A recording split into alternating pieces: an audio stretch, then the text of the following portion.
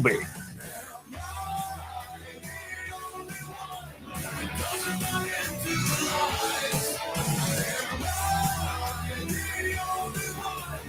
Welcome in Husker Rewind. Tom Stevens and Mike Melby here every week, except for I wasn't here last week. To say you're back. I'm back from Tampa. Visited my friend Dog, Mad Dog, we call him, in Tampa. It's got a beautiful place on the bay, and we had a good time. I haven't laughed that hard since the last time I was on this show, but really good time. And now back to reality.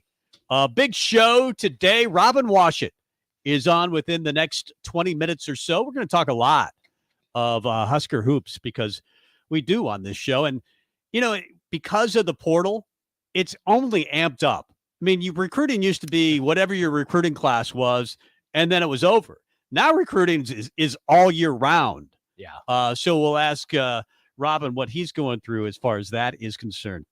But right now, let's get to the starting gate as we open every show. Try to tell you, and you'll hear how fast this show goes with Mike Melby. We try to hit a lot of topics, and here's Mike.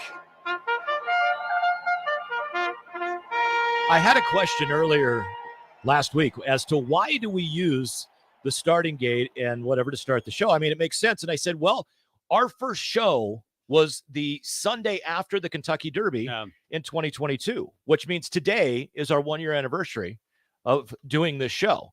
And I said, I'm a huge horse racing nut. Tom and I used to go to the track all the time when Lincoln Racecourse was at State Fair Park. Right. And it just fit. So deal with it. Last time I checked, you start a show from the start. Exactly. And you start a race at the starting gate. So it makes sense to me. So happy anniversary. But getting into what happened here in this last week, Husker baseball sits now at 25-19-1. They're 10-8 in conference after dropping 2 of 3 at Maryland this weekend. Again, they underachieved for what you expected from this It's group. Not gone well as of late. And the pitching has just been a disaster. Their inability to hit in clutch times, they were 5 for 23 with runners on base. They were 1 for 11 with runners in scoring position, 5 for 23 with runners on base today. But with that being said, Mike, they are the number 1 offense in the entire Big Ten. That's great. They're still 10-8 in the conference. They're RPI or whatever. It's pitching. It is pitching. Well, when you give up, let's see, what's the total here? 38 runs over the weekend. So Maryland, I get it. Maryland's the top team in the Big Ten. They lose today 20-5. And it wasn't even that close. They did manage to scrape out a win yesterday, 12-10. They got beat Friday, 8-4. 8 games to go because of the bases loaded bottom of the 7th against Creighton. That'll first pitch Tuesday at 5:00, and then the regularly scheduled game on Tuesday against Creighton will happen at TD Ameritrade Park at 7:00. Then they've got 6 Big Ten games to go against Penn State. Next weekend, Penn State is 11th of 13 teams in the Big Ten. Purdue is right there in a 4-way tie with Nebraska, fighting for that last spot to go to Omaha. They're all at 10-8. You talk about crunch time. You got to get to Omaha. It was embarrassing not being there last year. Yeah.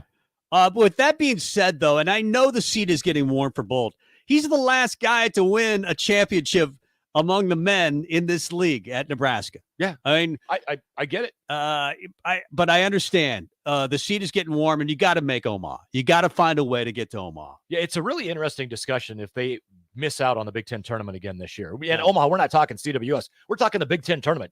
Top 8 go to Omaha and play in the Big Ten tournament. Yeah, I was talking about the College World Series, which is also played in somebody Omaha. going, what do you mean if they're not going to get to Omaha? Yeah, you got to get to Omaha for the Big Ten tournament. Softball. They wind up losing the series to Ohio State. They lose 6-4 today at Bullen Stadium in the regular season finale. However, they sit 13-10 in conference play. That makes them a 4 seed in the Big Ten tournament, which starts this coming Thursday. They will play the winner of Wisconsin, Illinois. But Nebraska finishes the regular season in softball at 33-19. Nebraska football picked up a commit from Keelan Smith on Friday, son of former Husker D lineman and Kansas City Chief Hall of Famer Neil Smith. Keelan is a 3-star athlete who more than likely is going to play on the defensive side of the ball. I actually have heard multiple things from about where he could end up. He could be a defensive player, I think. He could be one of those hybrid types. Yeah. I think offensively as well, Yeah. maybe you play him at running back, little wide receiver, little tight end. Maybe some cornerback and We could ask outside Brian linebacker Munson and that safety. next hour. You know what? I think we should. We should ask Brian Munson about that next hour. Nebraska basketball picks up 2 portal commits this week. Aaron Eulis, who started 27 to 32 games at Iowa last season, averaged 6.1 points, 2.1 rebounds, 1.6 assists, shot 32% from 3. And then New Mexico forward Josiah Alec, a Lincoln product, his sister Becca Alec is a member of the Nebraska volleyball team, one of the best middle blockers in the Big Ten. And I think after this year, it'll be one of the best middle blockers in the country. I like that pickup of Josiah Alec. Played in Lincoln at Lincoln North Star, then went to UMKC, ended up at New Mexico, and is now back in Lincoln where it all started. And at UMKC, I get it. It's a lower level competition, but as a sophomore, he averaged 15-6, and as a junior, 13-6. And Wilhelm Breidenbach, also now a former Husker, as he jumped into the portal with the addition of Josiah Alec. But a really interesting weekend for those that have been sitting there kind of dogging on Aaron Eulis because of his stature, because of whatever, because he's not Hunter Salas. We're going to ask Robin Washut about that. We're going to ask, hey, can you explain to us what Aaron Eulis brings and why Nebraska fans should be excited that he's here? I'll be honest. I'm a little disappointed. I think he's a good player, and the conversation is, well, you don't need him to score. You got Tamanaga. You got Mask, who gave you, 14 a game when he was at Bradley. You've got, Bryce Williams, who can probably give you, 13, 14 points a game. You've got a bunch of guys on this team that can score, so maybe you just need a facilitator. What I think, though, I answer that by saying, yeah, but when you sag on that guy to help on, Tamanaga or Bryce Williams, that hurts the entire team. Now, if you can knock down shots when people leave him alone, that's a different conversation. And he did play at Iowa, where you got a bunch of scores. So you're more of a distributor. And we hope that'll be that way next year here. Exactly. 149th running of the Kentucky Derby was held at Churchill Downs in Lexington, Kentucky yesterday. And long shot, Mage went around 2 fills for the lead with just over a furlong to go to take home the roses. 2 fills. Second, followed by Angel of Empire, Hall of Fame jockey Javier Castellano, ended an 0 for 15 skid at the Derby. Both Castellano and his trainer, the trainer of Mage, Gustavo Delgado, were both from Venezuela. Mage is only the second horse with Venezuelan ties to capture the Derby, the other being back in 1971. Canonero 2 won the Preakness as well, then finished 4th in the Belmont. Otherwise, would have followed Secretariat's run to a Triple Crown with another Triple Crown winner, but fell short. I had every horse. I bet, $20-$30 on the race, but $2 for a ticket. And I had every horse except for number 8, Mage. I called 2 fills 2 weeks ago. I said, now granted, Forte and Practical Movement were both scratched. And also, if you follow horse racing at all, there's some stuff going on at Churchill Downs right now. They've had 7 horses die in the last week. That's crazy. And because of one injury or another. No, some of it is related to the turf course that they have, and some injuries. Because, of course, if a horse breaks its leg and they can't wear a cast and they have to euthanize them. But there's also been a couple that died from they got done working out and collapsed. And there's a trainer there, Smith Jr. I don't know. I can't remember his first name, but Smith Jr. is the last name. He's been suspended, and his entry into the Derby was also removed because of the suspension. But they're wondering if he has been illegally doping the horses, and that's been causing the deaths. There's been all sorts of, the last 3 Kentucky Derbies. It feels like there's controversy surrounding them, and PETA now is involved. And I've always thought the horse racing industry was a little shady, to say the least. My uncle, I've told you the story. He's a jockey. He was a jockey back in the day, and it's a hard life for a jockey because he was into his 40s and 50s and trying to stay at 110 pounds. So in some cases, he would eat a full meal and throw it up, or spend all his time before a race in a sweat box. It's an ugly business, and it goes to the horses as well. We all know that these guy athletes do it. They take steroids. You don't think that horses are immune to that, especially since they're not shooting up themselves. They're getting a little help. It's a business. I hope they straighten it out, because I don't need a horse to run a 1/10 of a second faster because he's on some sort of drug. I grew up at State Fair Park. Got gosh, I want to Me say as well. We were there a couple times together. Well, yeah, and I go back to when I was 8, 9, 10 years old. I spent summers there every day, 7 days a week. My dad would I did too. take me there. I would be dropped off at 6:30 in the morning, sometimes 6 in the morning, sometimes 5:30. And Dad would pick me up when he got done with work, and I would help a guy named Rob Ring, who lived in Kimball and trained about 6 or 8 horses every year. I would help him train the horses. Now, me helping, I was unbelievable at wrapping ace bandages. I could muck a stall as good as anybody. I could take. You could muck a stall? Is that what they call it? When you scoop the poop in the stall. Why don't you just call it? Why don't you just say you're scooping the poop? Because mucking the stall sounds a lot better. Although it's funnier to say scooping the poop when you're 7, and I did that a lot. Yeah. I used to walk horses occasionally. My uncle got me a job at State Fair Park, and he would ride at Columbus and Grand Island and Exarban back in the day, and Lincoln. And I'll tell you, it's not a fun life for a jockey. No, but it's a fun life for a bettor. If you do well, it is. And then last thing in the starting gate, huge props. Not a lot of people know about this, so it's kind of breaking news. Yesterday at Lincoln Country Club, Tom Stevens and his partner won the member tournament. Thank you very much. And Stevens, absolutely no stranger to winning tournaments at LCC. He has taken home several club titles over the years. Tell me about that, man. Matt Davidson was he won the gross, but our team, they only give you one prize. Like if you win the net and the gross both, I mean the low. Then they add whatever your handicap is. We didn't need that. I'm proud to say we didn't need our handicap. Won the scratch member. We would have won the scratch member. My partner Eric Loftus hits it 1,000,000 yards. He kind of reminds me of playing with you. Almost drove number 1 at the country club. So I mean that's a 320-yard hole. So he's a big stick. And you know we complement each other's games because he hits it a long way and I usually hit it straight and not long, as you know. By the way, my Celtics are down 1, 2:27 left to go in overtime against Philadelphia. They're up. Philadelphia down 1. Boston up 112 to 111 with 2:20 left to go. And Jason Tatum, come on, do something. Do something. He did. He missed a 3. Yeah, I mean, he was 4th in the MVP running, and he didn't probably win it because Joel Embiid did, and he deserves it. But this is going to be one of those games that if Boston wins it, they'll go up 3-1. They'll win the series. Otherwise, it's tied at 2. So with the portal, it's been interesting for Husker fans here recently, both basketball and football. I don't think the portal additions or subtractions, we'll call it portal subtractions on the basketball court side of things have been that big of a surprise. I know that Wilhelm Breidenbach, it was surprising because he hadn't done it yet, but when they got Josiah Alec, you kind of wondered if he might, and he did. And I think he'll be a better fit in a conference that's not the Big Ten. Maybe out west. He's from California. Play in the Sun Belt. Go play. Go to New Mexico or San Jose State. Play for 10 miles. I think he'd be successful there. But we wish him the best of luck. But the portal additions have been big. Portal subtractions, though, is kind of where I want to throw out to you. On the football side, Smothers, Torres, Senek, and Casey Thompson all out of the quarterback room. Leaves them with only 3 scholarship quarterbacks on the roster. Victor Jones, Sean Hardy, Braxton Clark, Stephon Wynn, Noah Pola-Gates also went into the portal.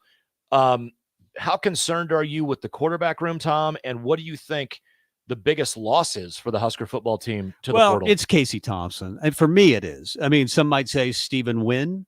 I would say Stephen Wynn. Some might say A.J. Allen because of what the potential that he had last year. And they think they've got a deep running back room. You're hearing Gabe Urban, who had a nice spring, might be the starter. They like his size, and they want to be a team that gets better as the game goes along. And that probably point to a bigger back, somebody like Gabe, who's 6 feet tall, about 220.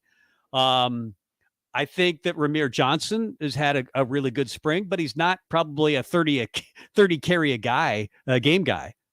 He's probably 10 at the most and receiving out of the backfield.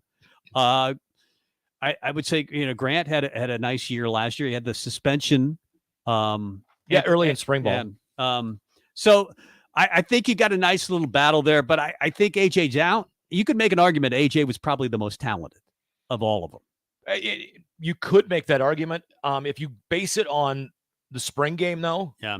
AJ Allen, he looked timid. He looked tentative, and you would understand that coming off an injury. But he's also been through 14 spring practices that were not two-hand touch, Scott Frost style of practices. Right. These were actually hitting practices. I would have thought he would have been over worrying about getting hit. But I mean, who knows? Maybe he just didn't see the whole the way he needed to accelerate into it. I mean, it couldn't have.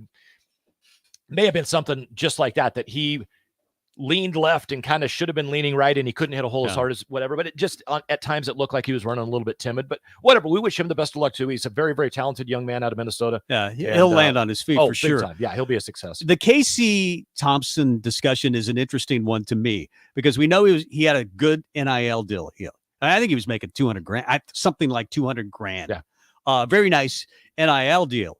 I'm not assuming maybe he finds a donor that's going to give him that at Florida Atlantic. I think a big reason for him going to Florida Atlantic is he's the clear-cut starter there, and he's playing for Tom Herman, who recruited him at Texas. Exactly, and I think that tie, it's interesting how strong that is, and I almost thought that we might wind up losing O'Shawn Mathis last year to Texas because of the tie. By the way, with a sixth round draft pick in the one of only two guys drafted for Nebraska. Not a surprise. I did think Travis Vokalek would have been drafted a little bit. We knew Trey would be, and I thought Trey would go in the third, fourth round. He went in the sixth round. Yeah, and that's a bit of a steal for the Bucks. They just got to find a quarterback to throw. He's the fastest guy in the draft. He was the fastest guy in the combine. Ran a 4.2 or 4.2 something. No, it was a 4.3. He was pissed. He was pissed he didn't get to a 4.29. Right. He was mad that he didn't get to a 4.2. Yeah. But Horford. I'm a big Boston guy. They're up 112, 111. They just, by the way, you could challenge in the NBA, and they challenged the Embiid foul, which would have been a 3-point play, took it off the board and called a foul on Embiid. Boston got it back, but just missed the three. Horford was unable to capitalize there. Well, James Harden was unable to capitalize there. So, from the standpoint of the quarterback room at Nebraska, the way it sits, to me, bottom line, if Jeff Sims were to have to miss a series or two in a game for some reason, or for any reason he's not going to be in the lineup, who's the first guy off the bench? Is it Purdy or Harburg? Does it matter between those two? I mean, quite honestly, Purdy has not impressed me yet. He seems tentative. His decision-making is not great. Harburg had a pretty good spring by all accounts. He's got, according to Matt Rule, he's one of the faster dudes on the team. And I think actually Purdy's a pretty fast guy as well. Overall, I don't know who I would take over those two because they're both just a long ways from being a starting quarterback in this league. Let me ask you this, because the door is definitely propped wide open for Logan Smothers to return if he doesn't find a fit for him elsewhere. Do you think Smothers is a guy? And this is the other thing. If Smothers isn't the guy that's going to be your backup, and he's now going to be essentially in his fourth year in the program, do you say, Logan, bottom line is you're one of the fastest guys on the team, and we need to have you maybe some wildcat or. And that was the conversation about Harburg for a while, that he's one of the best athletes on the team. Move him to a different position where he'll play. Yeah. But they like him at quarterback. Yeah. And he threw some ugly balls in the spring game, but he also had a couple of them dropped. Yeah. The one puzzling thing after kind of rewatching the spring game was Eric Gilbert. Yeah. You can't drop passes. He had the drops for sure. And you know, he had big time drop problems. First time back in front of a crowd since because he didn't play much last year at all. Right. And I get it, but he's a guy that, man, all the coaches could talk about was a man that size being able to move the way he does. You just got to get him the football. But if you get him the football and he's open, he's got to catch it. But Donnie looked good in the spring. Oh. Gilbert did not. I would say though, Borkircher might be your starter, who's a walk-on. Yeah, based on what you saw, I love that seam play that they ran about the fifth or sixth play of the game where Sims hit Borkircher. I wouldn't be surprised if they run that 2 to 3 times a game.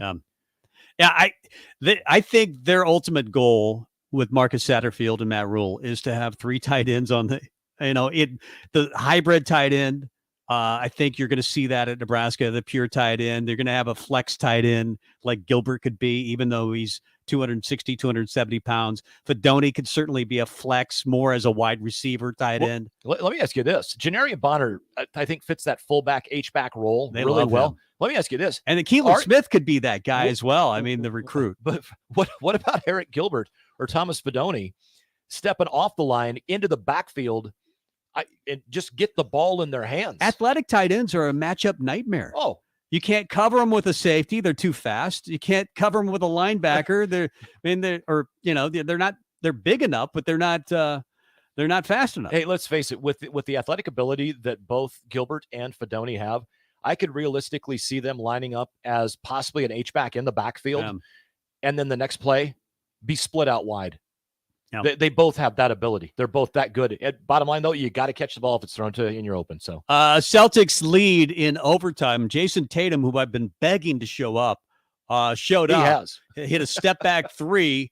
Celtics up 2, but this thing probably could go to double overtime with 26 seconds left to go. Philadelphia has the ball. You want to go to break here? Yeah, let's jump into break and get a hold of Robin Washut next. Yeah, we'll talk to Robin Washut. We haven't talked to Robin Washut. This is our 1-year anniversary show, Mike. We're very excited about it. Robin Washut will help us celebrate coming up next. 93.7 The Ticket, theticketfm.com.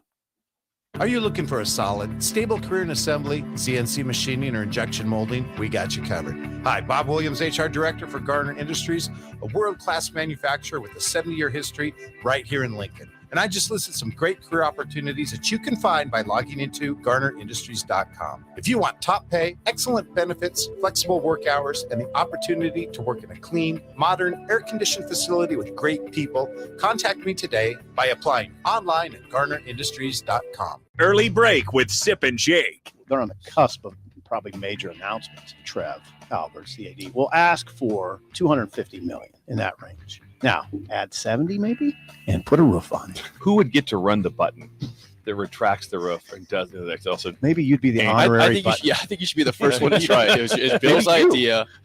Bill gets to do the first. Here's what I thought. I just always thought it'd be a cool thing to have, the retractable roof. Early break with Sip and Jake from 6 to 8 every weekday morning. I get it, slip it, cuff it, check it twice a day. I get it, slip it, cuff it, check it in the morning and before dinner. I get it, slip it, cuff it, check it, and share it with my doctor. Nearly 1 in 2 U.S. adults have high blood pressure. That's why it's important to self-monitor your blood pressure in 4 easy-to-remember steps. It starts with a monitor. Now that I know my blood pressure numbers, I talked with my doctor. We're getting those numbers down. Get it, slip it, cuff it, check it. Talk to doctor now and share it. Be next to talk to your doctor about your blood pressure numbers. Get down with your blood pressure. Self-monitoring is power. Learn more at manageyourbp.org. Brought to you by the Ad Council, the American Heart Association, and the American Medical Association. In partnership with the Office of Minority Health and Health Resources and Services Administration. This is the Sunday Rewind on 93.7 The Ticket and theticketfm.com. Celtics take the shot at the buzzer. It's good, but time had expired. Marcus Smart did not get the shot off in time. Philadelphia evens the series with Boston at 2 games apiece, 116-115. Jason Tatum, you can't start your drive with like 4 seconds left to go in the game. And they finally got the ball to Smart, but it was too late. Anyway, I'm okay. I wanted it to. I didn't want it to go 7 because I want Boston to win it, and I'm a total homer. But oh well, you like to see a good series. Oh yeah, and that's what you're seeing. Exactly. James Harden had a great game today. Just a great game. Yeah, all of a sudden he woke up. Yeah, and he's talking to somebody with special needs after the game is over. I think he's given on his shoes to this guy in the wheelchair. That's fantastic. That's cool. Very cool. Let's talk some basketball. I think that's a great idea. With Robin Washut of HuskerOnline.com, the On3 network. Hey, Robin, how you doing? Doing well. How are you guys? Good. Long time no talk. What is this time of year like for Robin Washut? Well, we're kind of on the finishing stretch here of the wild spring off-season portal departures and additions and all that sort of stuff. So it's a little less crazy than it was maybe a couple weeks ago, but still some things going on. So you can't close the book on it quite yet with 2 open scholarships. But we're winding down into the quote unquote easy part until July rolls around and then Big Ten media days start and football season's going. Has the portal, as far as basketball is concerned, made your job more fun, you think? Or more hectic? Or more hell? More interesting, I guess, because, there's always a chance that something could happen. Whereas before, like, you remember back when Tim Miles was here and guys were transferring, like, people thought it was like the end of the program and that, like, he had lost total control of everything. Now, like, losing 4 guys in the off season is like standard. And so, like, how much that's changed to where what was, 10 years ago considered like this massive roster overhaul is now just kind of par for the course. So from that standpoint, it's a lot more work because you're just keeping track of a lot more stuff, both with guys leaving and recruits that you're filling a lot more spots in the spring than maybe you would be. So there's a give and take to it. I'll say it's a lot busier. It's more fun. Sometimes, like, commit stories are always fun, but the sudden transfer departures, those don't usually go over as well. Well, Robin, I've got a couple of questions for you on the a lot of sides of this. Let's start with the sudden transfer decisions. Wilhelm Breidenbach, it was sudden just because there wasn't a lot of smoke there, but I don't know that it was necessarily unexpected. What are your thoughts on any other possible sudden, unexpected transfers out of the program this year? Well, the portal entry deadline is May 13th, so next week. So we should have some clarity as far as that goes, as far as further departures pretty soon because they're running out of time to put their names in. Now, with that, additions can happen at any point. As long as your name is in the portal before May 13th, you can commit whenever you want. You can commit in August if you wanted. So that part of it is unaffected. But as far as like guys currently on Nebraska's roster, we will know one way or the other by May 13th. Right now, I guess you never say never. And with Wilhelm, I guess it was kind of surprising in the sense that, I know the staff was still really high on him and they thought that, he was like a guy that they identified from the day Fred took this job as someone that they thought was a perfect fit for what they wanted to do with that 4 spot. And clearly the injury his freshman year just derailed that for a bit. And he was never quite the same player last year. But, I think they still were holding out hope that he could be at least somewhat of the player that they had hoped during the recruiting process. So from that sense, it's surprising. But the addition of Josiah Alec, I think, was kind of the writing on the wall for Wilhelm to where, Alec is going to play and those minutes had to come from somewhere. And given the nature of the position, Wilhelm Breidenbach's minutes were probably the direct pool he was going to steal those from. So, with Wilhelm, he's probably going to go find some place that he's going to have a better opportunity to play a bigger role.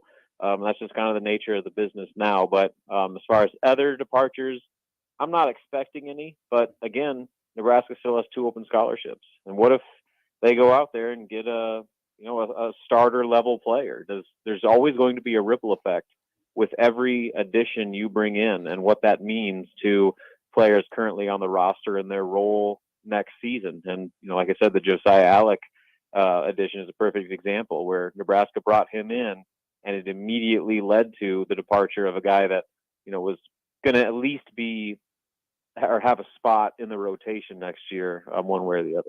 Robin Washut from Husker Online joining us here on the Husker Rewind. Robin, I want to follow that up with a guy that I believe could come in. He may not start, but he would be an impact player and he would take minutes from the bigs. And that is a young man that played with Sam Griesel for 3 years. His name's Grant Nelson out of North Dakota State. Any smoke there as Fred and the staff reached out to Grant Nelson at all?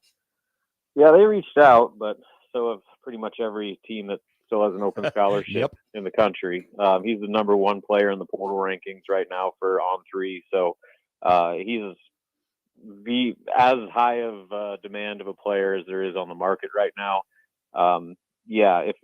If he wanted to come to Nebraska, they would take him in a heartbeat, and they would just deal with whatever movement needed to happen as far as other guys on the roster, because he's an NBA player, and he's a guy that you make room for him and figure it out after the fact. So Nebraska reached out. I don't know how much further it's going to get than that. Obviously the Sam Griesel connection, I guess there's something to be said for that, but Sam doesn't play here anymore. So, I don't read too much into that. I think he's going to end up at, a Kentucky or something like that, where, there's going to make a lot more NIL and probably have a lot better chance of winning the championship.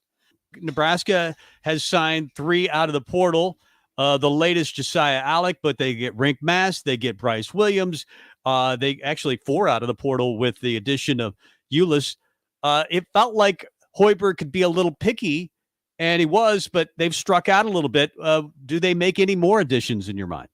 Yeah, with 2 open spots, I think that they'll at least get one more piece. I know they're going to still actively recruit here, but they're going to follow the same formula that they have for the past 2 off seasons now, and that's trying to find not only the best player, but the best player that's the best fit with what they already have. And the difference this year is, they actually have a core nucleus that they can build around, where, you have Keisei Tominaga, Jamarcus Lawrence, Juwan Gary, even CJ Wilcher that, you can build around. Whereas last year, even, you had Derek Walker and, really not much else. So they changed their approach last year with having guys that fit not only what they wanted X's and O's wise, but the culture that they were trying to build. And that's continued with this cycle. They've got high character guys, older veterans that, are more grown men and understand what they're supposed to do on and off the floor, come from winning programs. So if they fill, like I said, 1 or 2 of those spots, it's going to be with a similar type of player that is not only going to help them immediately, on the court, but he's going to make them better off the court as well. So, again, I do expect them to continue to recruit. There's plenty of options available. The position I would expect is maybe another scoring guard, another guy that could, be, maybe in that 10-point per game range that can also play the point, kind of one of those combo types, or I know they got a few of those, but just have another option, in that backcourt to give them some more versatility and depth. And then if they fill both spots, maybe the next choice would be maybe a more athletic 4 that you could maybe develop. They just offered a 2003 kid from Finland. I can't remember his name because it's hard to pronounce. But so they're even recruiting the high school ranks still, not just the portal. So I do expect them to add at least 1 more, maybe 2. But again, they're going to have to check 2 boxes, both be good players and then be a good fit for what they already have on the roster. The one thing, Robin Wishart from Husker Online joining us here on the Husker Rewind on 93.7 The Ticket. The one thing I believe good fit with chemistry and team-wise and leadership-wise, Aaron Ulis fits that bill, I believe, perfectly from what we've heard about the young man.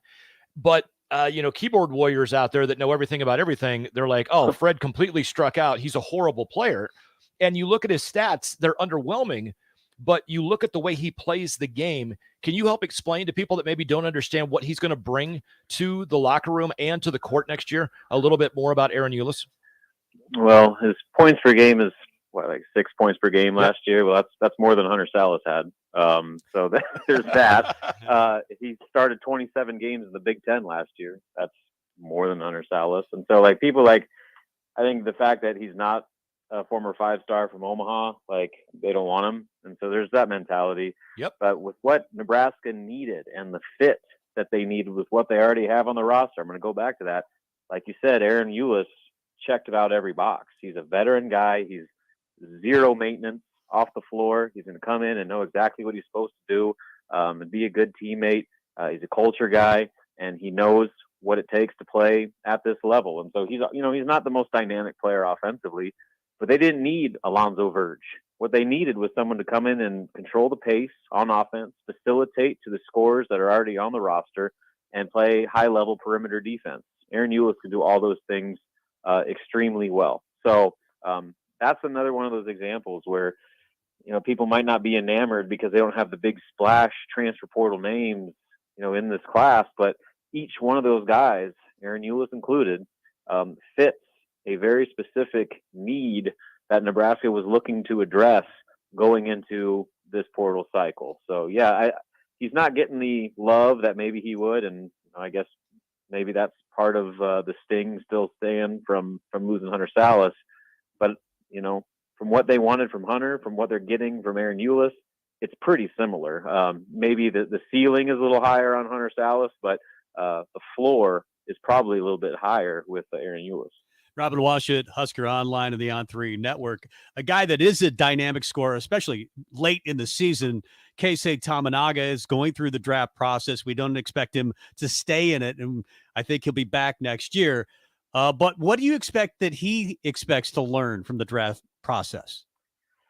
Probably the obvious that, we could all three of us probably just write down on paper where he needs to get stronger, needs to play better defense, and he's got to show that he can be the player that he was in February and March over the course of a full season, especially now that he's going to be number one on every opposing, scouting report, to where they're going to stop him first and foremost. And if he can continue to do what he did last year, he'll at least keep his name in that conversation. I don't know if he's a draft prospect by any stretch right now, but that doesn't mean he can't make a camp or impress in a workout and maybe get a shot in the G League or something like that, and at least keep that dream alive. So I think he's realistic about what this process is for him. He's already gotten his evaluation from the NBA that point out specifically what they like and what he needs to improve on. He was supposed to go through a handful of workouts. I haven't heard anything or seen anything about teams that he's worked out with so far.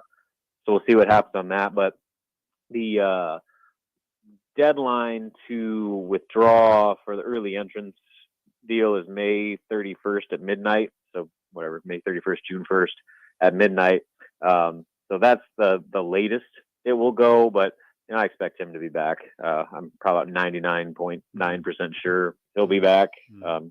And he's going to be a very important piece to what Nebraska does next season, probably a starter and probably one of their go-to scoring options. Real quick, if he's going to play in the NBA, he has to play, at the point guard position, right? He has to be a point guard. Yeah, you would think. And maybe he's going to work on that this year. Maybe that's going to be some more incentive for him to come back and groom that part of his game. I don't think that's at all his strength.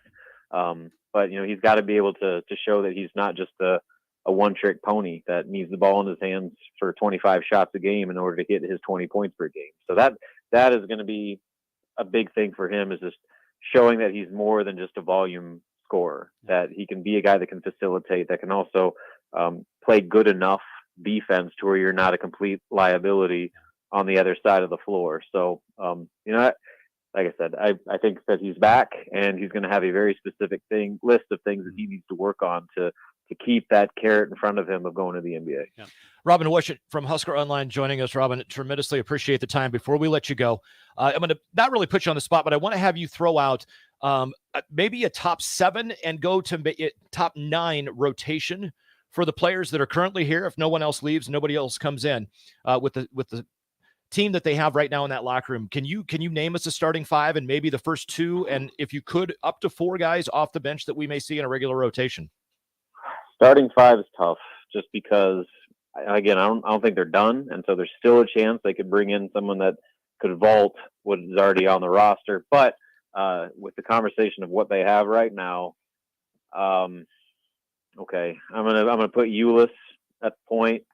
I'm gonna do a kind of a smaller backcourt with Tominaga and Lawrence.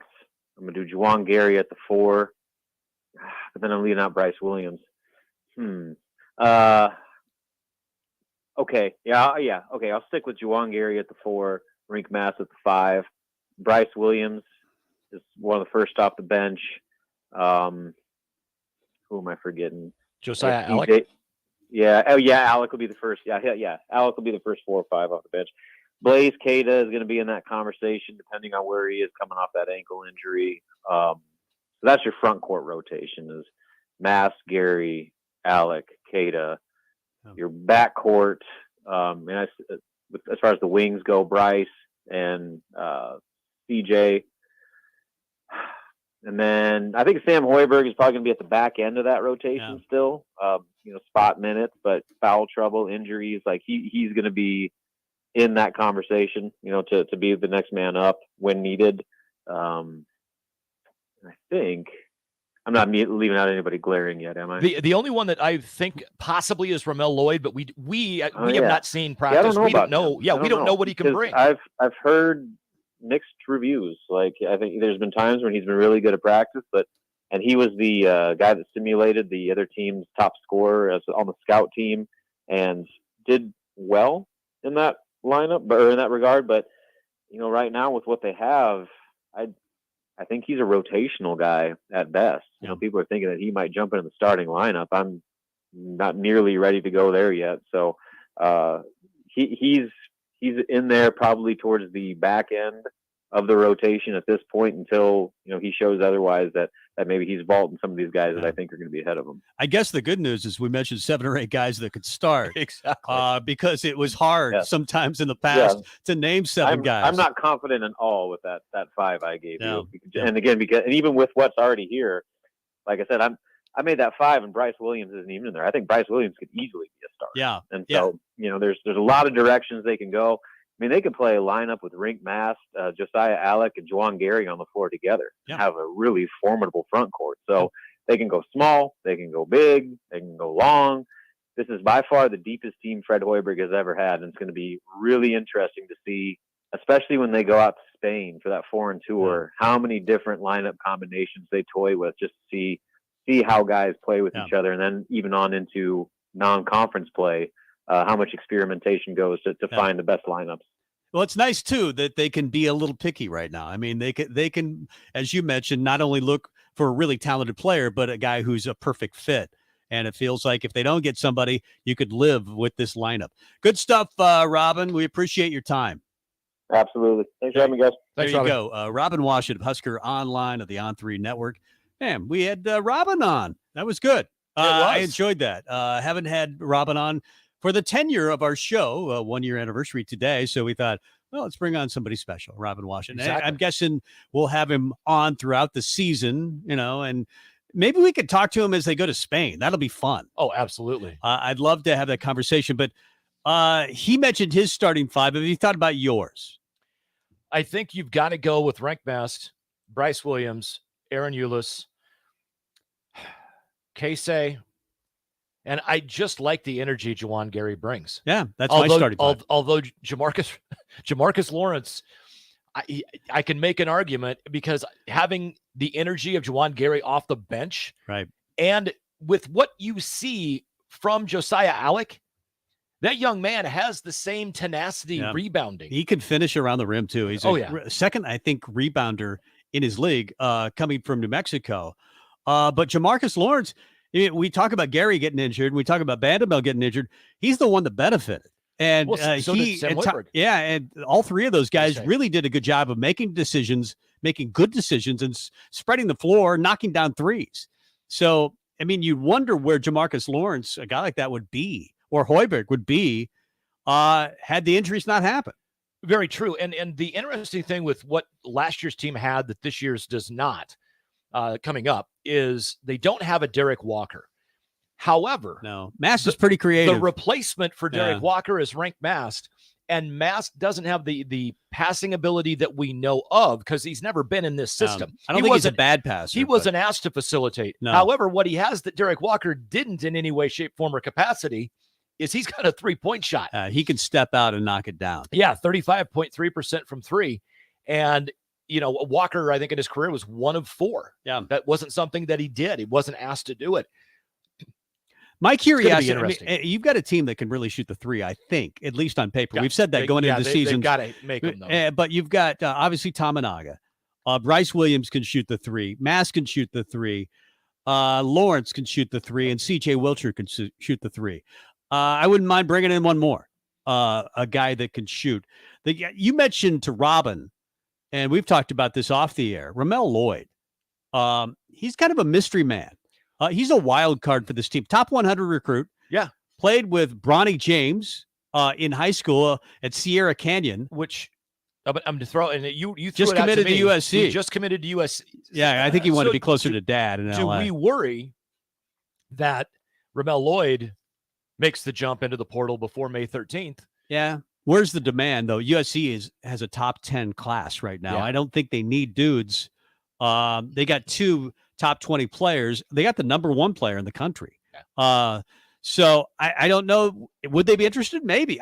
We have not seen practice. And so, as Robin said, you heard really good things and you heard some days where maybe it just wasn't going well. Yeah. I do think he's a bit of a wild card. He did decide to stay. He's one of those that I thought might jump into the portal. Well, and at the same time with Jamarcus Lawrence, as the season started out, we were all like, whatever. Right. Don't really know what you got. Yeah. Probably not going to be very good.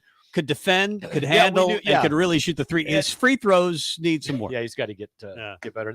But then at the end of the day, you look at the way the season played out, those last 10, 12 games, and you're like, okay, yeah, I completely understand why they wanted him in the system. He fits it very well. And the one thing that I noticed about Jamarcus Russell more and more as the season wore on. You did it too, Jamarcus Russell. Yes, Jamarcus Lawrence. I've done the Jamarcus Russell as well. Yes. Jamarcus Lawrence, he recognized what his job was, and he did it.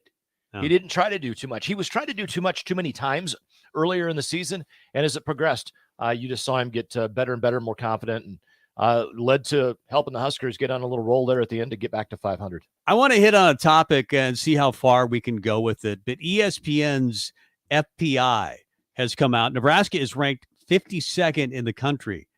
They have a 54% chance according to the FBI, which considers a bunch of different factors: coaching, past results, your schedule strength. All of those things are factored in. But they gave Nebraska a 54% chance to win 6 games. I told you right now, Nebraska is going to win 6 games, but only 6 games, at least going into a bowl game. Are you okay with that in year number 1? I'd be disappointed. What are you thinking? What would you not be disappointed with? Well, hang on to that. Yeah. Because we'll talk about it. We'll talk about the FBI from ESPN and where Nebraska is ranked and all the stuff that goes into that coming up next. Mike Melby, Tom Stevens, more after this. Gaina Trucking is hiring CDL Class A and B drivers. Gaina Trucking guarantees a 40-hour work week year-round, and their strong team culture makes it not a job, but a career. Gaina Trucking offers health, vision, and dental insurance, 401k with company match, an employee assistance program, and other bonus programs. Build a better career today with great team culture at Gaina Trucking. Learn more and apply today at GainaTrucking.com.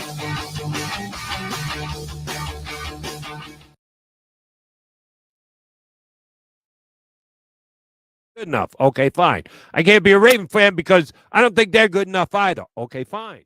How do you live? This is Jay Foreman. When I played football for Nebraska and in the NFL, I wore protective gear to safeguard my health. Today, I'm not only protecting my health, but everyone in our community by staying up to date with the bivalent COVID vaccine. Update your protection with the bivalent COVID vaccine while it's still free. Find out more at healthylincoln.org. That's healthylincoln.org. Constructors is now hiring for all positions, with laborers starting at $20 and up based on experience. Constructors has immediate job openings for laborers, mechanics, bridge builders, operators, and drivers. Start your new career today. Constructors offers great pay, health, dental, and vision insurance, paid time off, paid holidays, and so much more. Join the crew today and be a part of Nebraska's oldest paving company dating back to 1908. For a complete list of openings and to apply online, visit constructorslincoln.com.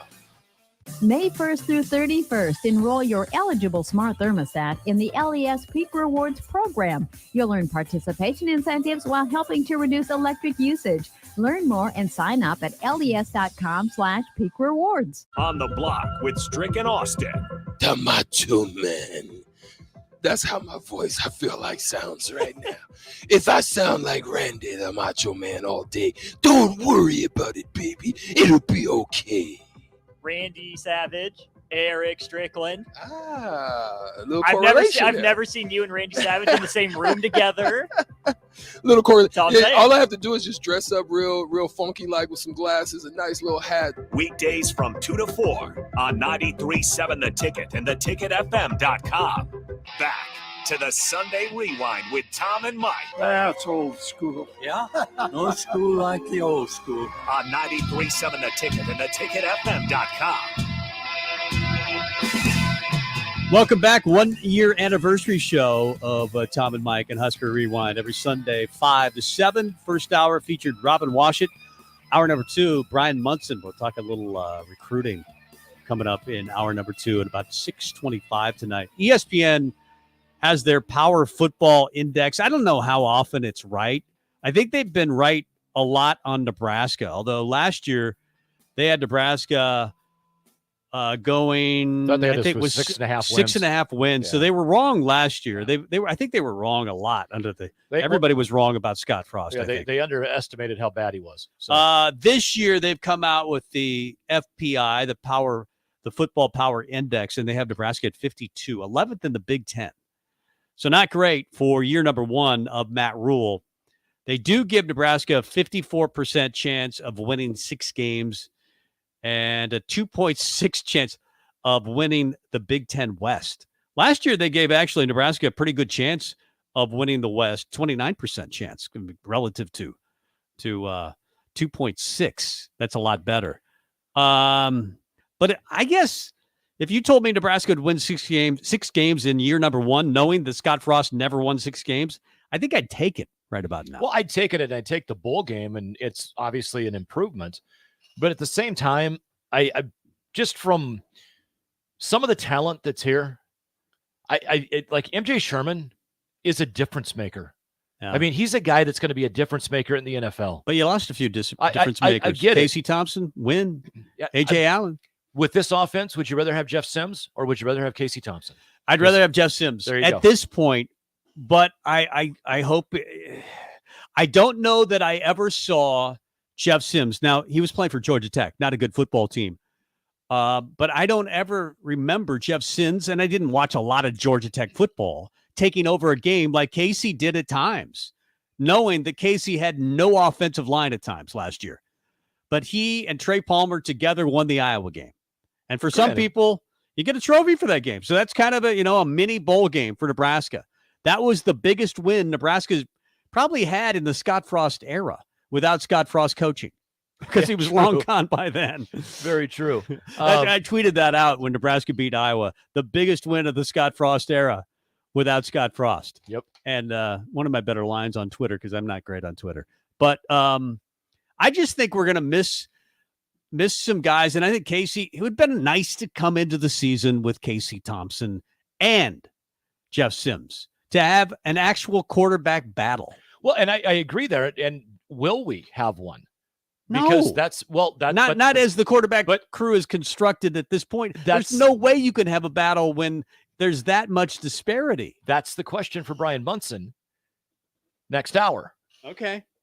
Does Nebraska have a guy that they can go get in the portal that is going to be a competition for Jeff Sims? You're not going to get, say, an Adrian Martinez like Kansas State got from the portal last year. I just don't see that being available unless there's more situations where wouldn't you think that they would have announced already? Yeah. That maybe some guys get in the portal and they get lost there. Yeah.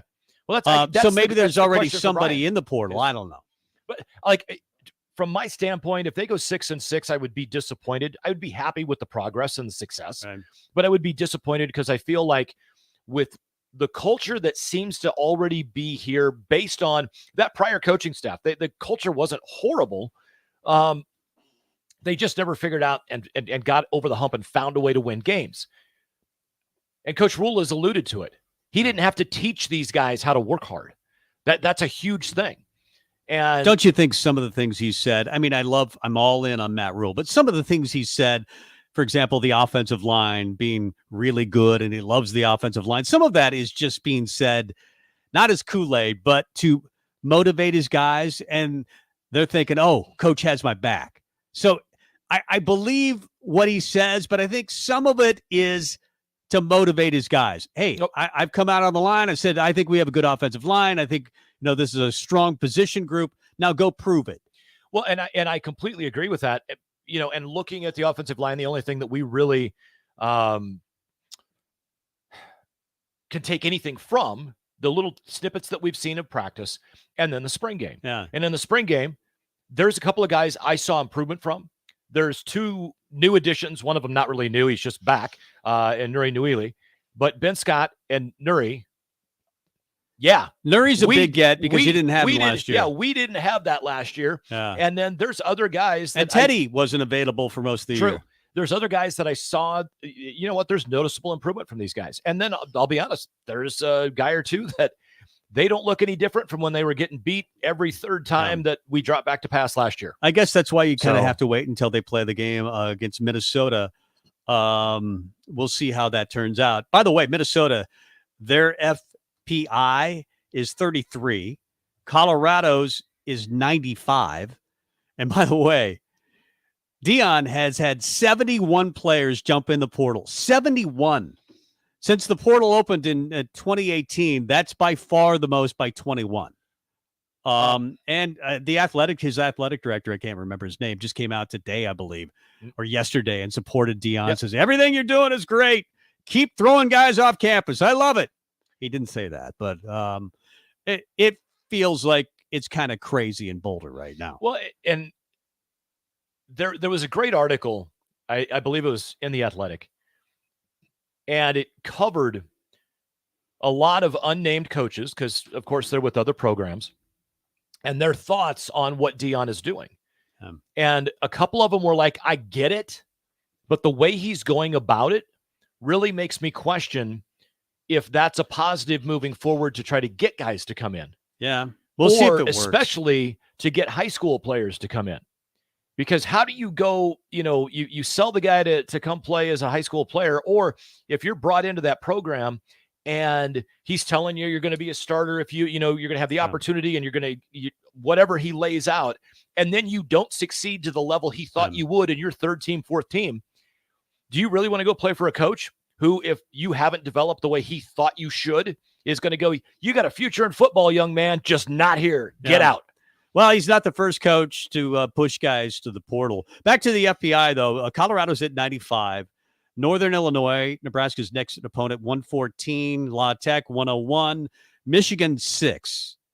So that's the highest rated FBI. Obviously, you would expect them to be a top 10 team. They will be a top 5 team, probably. Illinois, 45th. Northwestern, 67. Purdue, 50. Michigan State, 31. Maryland 44, Wisconsin 20, and Iowa 37. So not many gaudy FBI ratings there. What was Wisconsin, 20? 20, which surprises me. Did you watch their spring game? It was kind of a joke.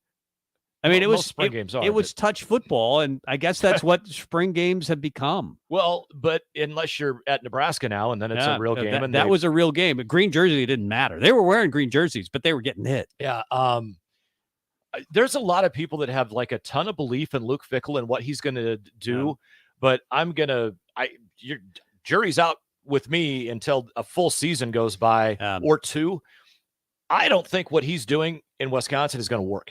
I just don't. Not in the Big Ten. After going through Mike Riley passing all the time, and then Scott Frost trying to pass all the time, I don't think it works in this league. Not to that level, especially in the Big Ten West, which is more of a smash mouth, blue collar league. And you mean to tell me that what Wisconsin has done with their offensive line over the course of the last, 30 years is now thrown out the window for very flexible, long, athletic guys versus dudes that will simply bury you every single play, would dominate you every single play. Yeah, I want Nebraska. I always thought that Wisconsin took everything good, including Barry Alvarez, from Nebraska and moved it to Madison. I mean, their line play, they don't do it with the option, but they certainly do it with smash mouth football, or have been, and now they're totally taking that identity away. They do it with this continual right hook that they throw. Yeah, that's like it is literally smash mouth football. Not anymore, right? And I guarantee you, if Barry were in this room, he'd say, "I don't like it." I don't like it at all. No. I don't know that he would have made that hire, but he's not the athletic director anymore. He's retired. Yeah. So anything else on the FBI? Nothing interests me really, other than it's a preseason magazine thing. Yeah. You know what? Nebraska has 52, but who knows? Here's what I can tell you.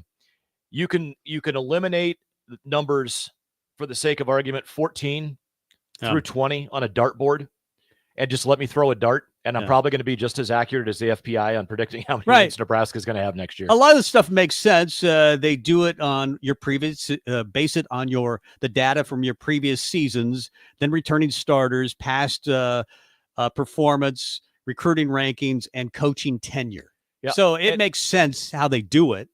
But it's wrong a lot. I get it. I'm an analytics guy. I dive into Excel spreadsheets and get lost for days. But here's the one thing that I learned a long, long time ago, being around sports teams.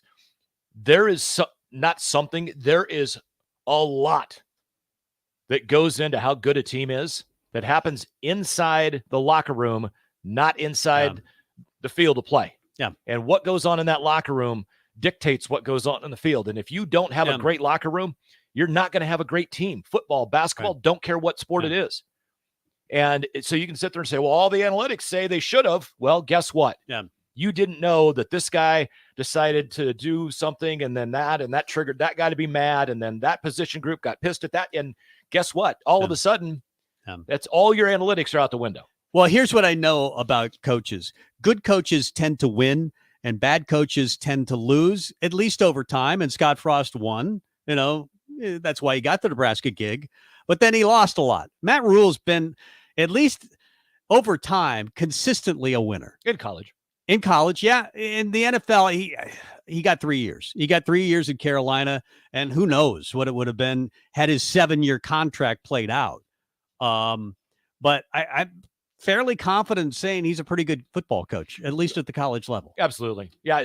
From an FPI, if it was Tom Stevens' FPI, where would you put the over/under at? Put it at a half so that you can go over/under. Where would you put Nebraska's win total next year? 40. I'm going to go under. Safely. As far as the ranking, I thought you were going to ask me on the ranking number of wins. Win total. I'm going to go 6. I'd go right smack dab at 6. I'll go over. But they haven't in the last 5 years. I mean, and we've said for the last 5 years, they'll definitely win 6. And now I guess I've just been Some of those years we did. Well, I was on the ticket all those times, and I said it every year. I think I picked 9 one year, and then 10 games in, I'm looking like a kind of an idiot. But 6 seemed low those times. Yeah. It seemed really low. Expected for me is 7.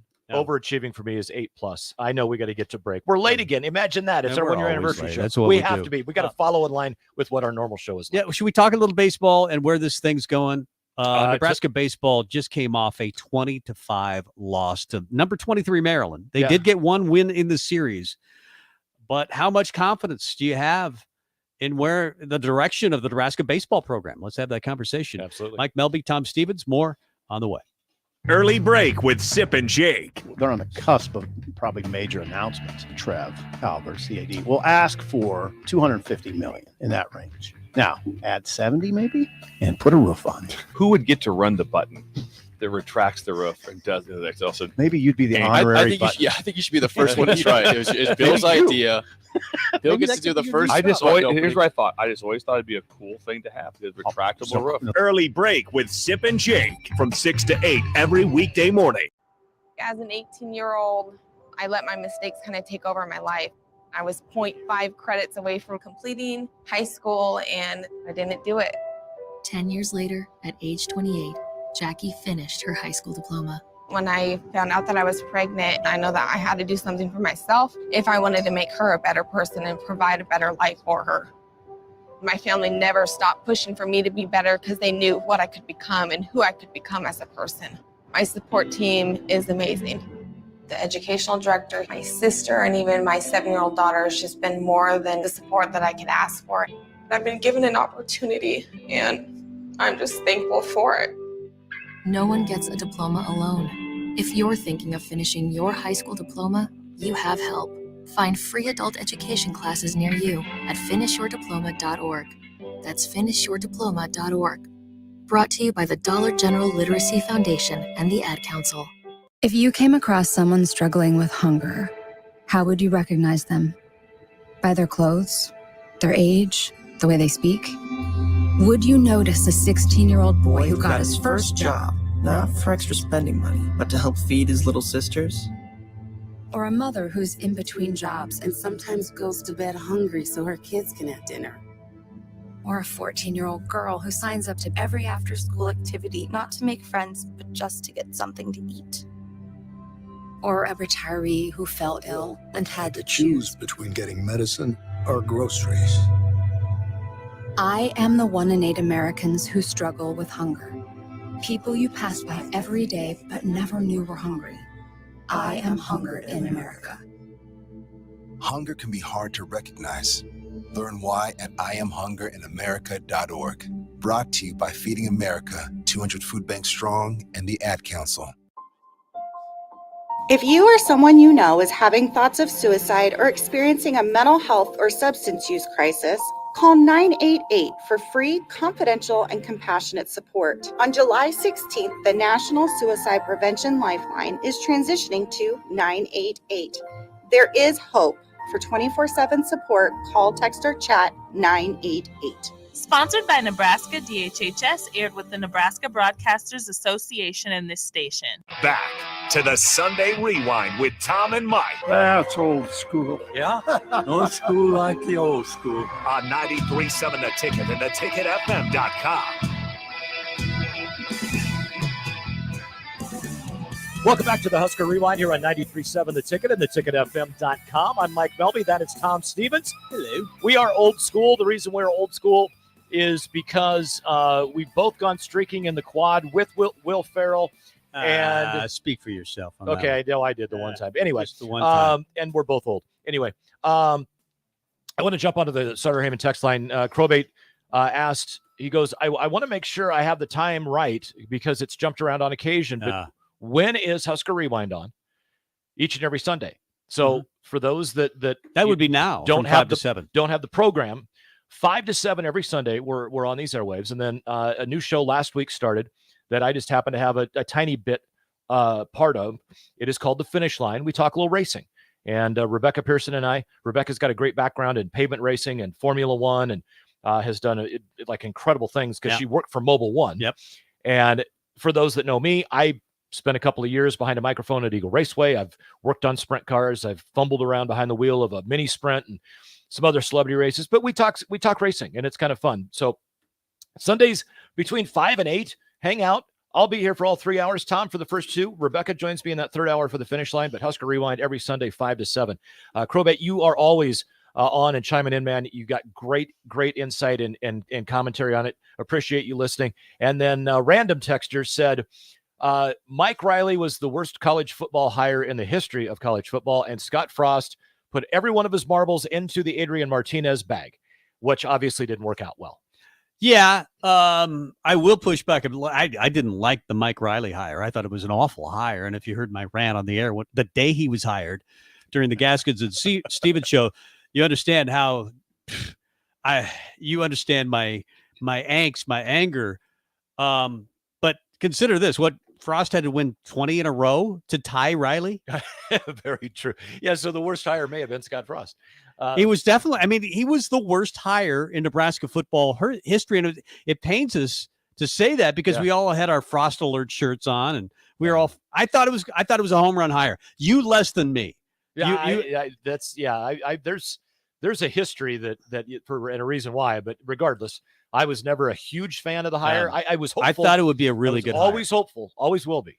I'm also hopeful that the baseball team figures out how to, I don't know, hit in the clutch and maybe throw a strike on occasion.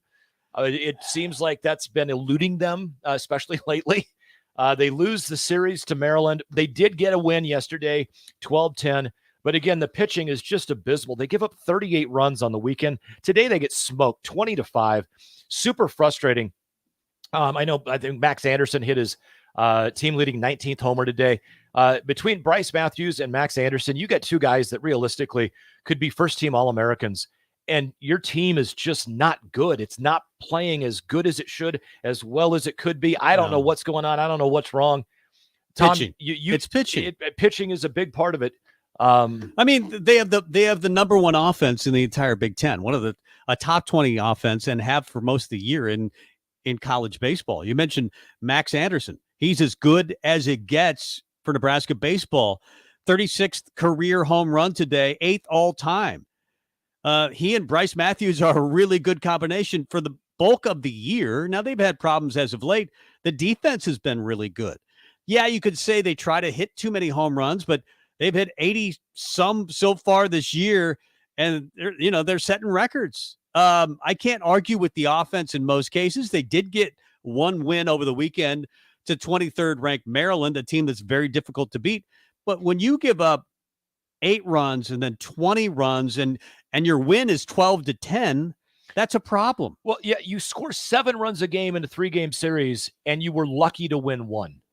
Yeah, that's a problem. You've got to be able to have a Sunday guy that can give you a 5-2 win. And I'm sorry, even against Maryland, I understand Maryland's a great offensive baseball team and probably going to win the Big Ten, but they're not a great pitching staff. Well, you could score your runs, but you've got to be able to shut down even good hitters with great pitching. And I thought Nebraska would have a good pitching staff. It has not turned out that way. I mean, everybody that stepped onto the mound today, Will Walsh or Drew Christo or Jake Buns or Brett Sears, they all got tattooed at one time or another. Yeah. And it would just, they did, even when they had pitching earlier in the year, they didn't have depth of pitching. And now they just seem to have nothing. Well, and then their bugaboo, especially in midweek games, has tended to be hitting with runners on.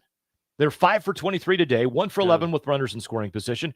And time in and time out during the losses, we would see those type of stats. And I guess one frustrating thing to me is when following a loss, the way a press conference goes, I don't need a ton of insight if you got your butt kicked, but I need longer than 60 seconds. That bothers me. I'm just Joe fan. And it's not because I don't go to the press conferences. I don't get to ask questions. I get it. I'm not sure people would want the questions that I would want answers to asked to them. Right. But at the same time, I go back to Jack Nicklaus and Tiger Woods. Tiger played horrible and skipped out on the media following a tournament back when he was in his 20s, early 20s, just breaking into the PGA Tour.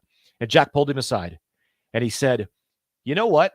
I've always thought that anytime anybody wanted to ask me a question, I should give them the time. If they want to know something from me, and be gracious about it," and kind of scolded Tiger for doing it. I kind of think the same thing about head coaches.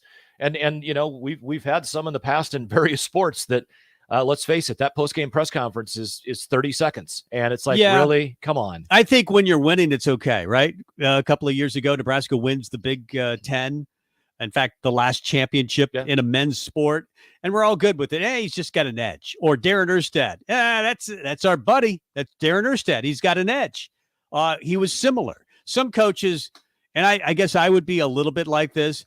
After a loss, I would be Mr. Grump. After a win, I'd be fantastic. I'd be the best interview. You could interview me for an hour and a half. If we lose, I would be yelling at you. I'd go, "Bo Pelini, what'd you see?" That type of thing. I think after a bad loss, as with you as the head coach, you would break records for the number of beeps in a post-game interview. I'm surprised Bo Pelini didn't at one point. Oh, same here. He would get so frustrated with the media.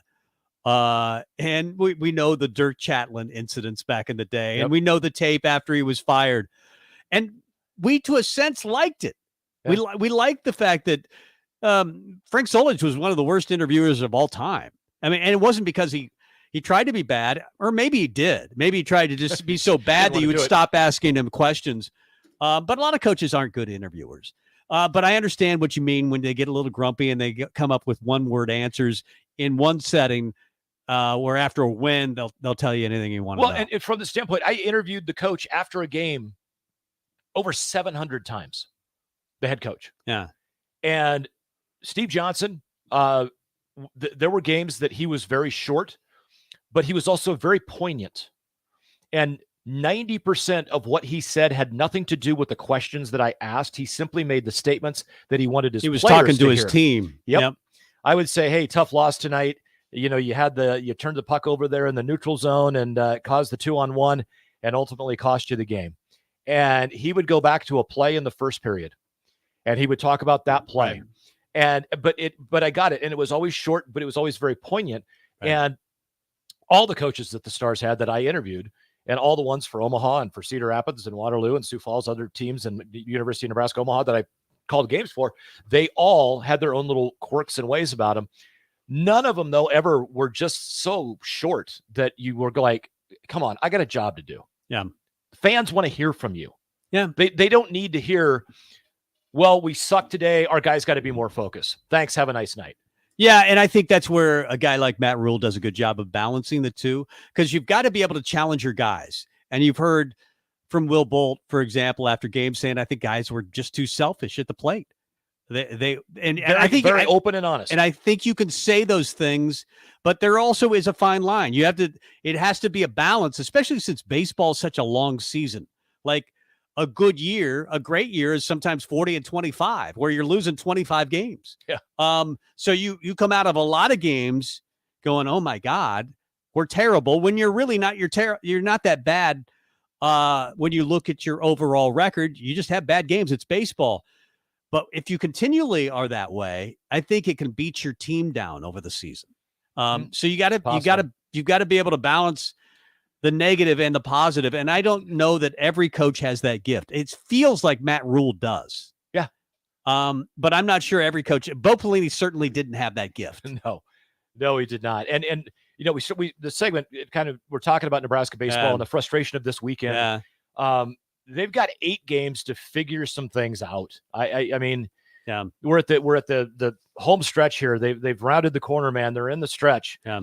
And Mage is coming on to pass 2 fills.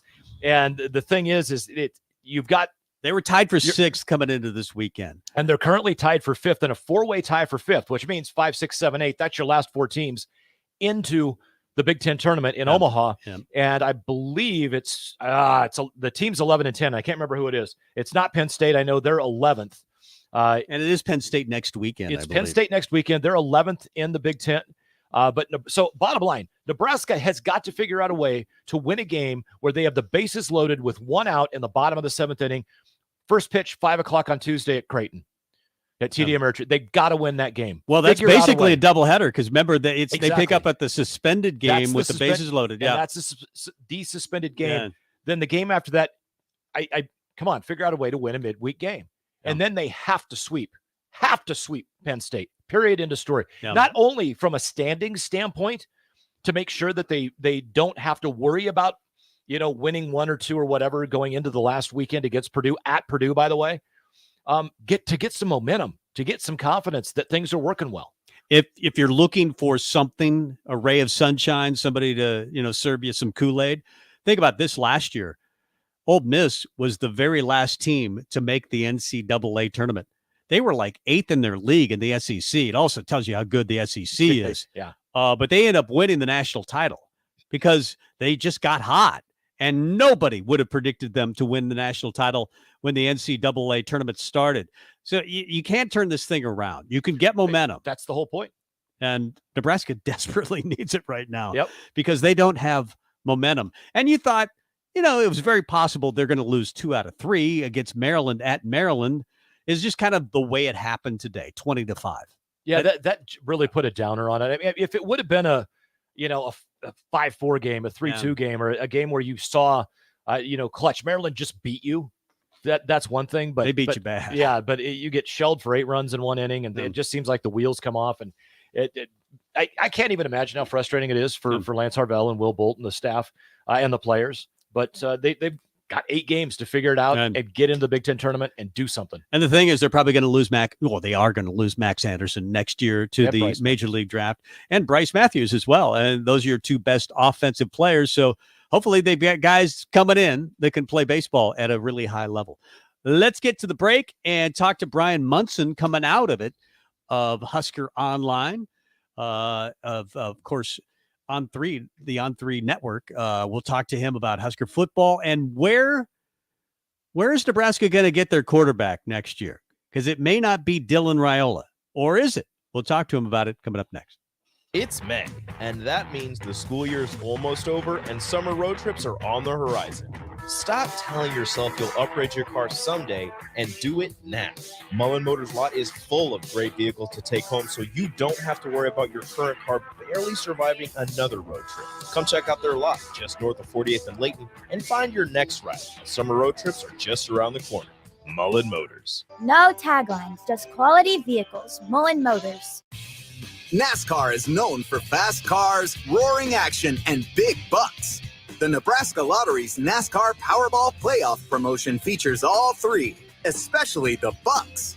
Until May 30th, buy a Powerball ticket with Power Play or Double Play, enter the voucher number, and you could be one of 15 winners of $1,000 and the chance to win a VIP trip to the NASCAR Cup Series Championship Weekend. Enter today. Powerball top prize odds 1 in 292 million. Our lives only have so much time. But if you smoke, you have less. Your life could be 10 years shorter. And the time you do have is often filled with health problems. Shortness of breath, asthma, COPD, and cancer. But the minute you quit, your body starts healing. Call the Nebraska Tobacco Quit Line, 1-800-QUIT-NOW, 1-800-784-8669. Paid for by Tobacco Free Nebraska. Aired with the Nebraska Broadcasters Association and this station. Tailored Life is now open in Bennett. Make the short drive down Highway 2 for tons of items for your home, for both indoors and outdoors. Check out their variety of potted trees, shrubs, vines, perennials, and colorful annuals. Plus, porch pots and landscape lighting to enhance the outside of your home. Don't forget their home goods for indoors, plus convenient drinks and snacks, most which are produced locally.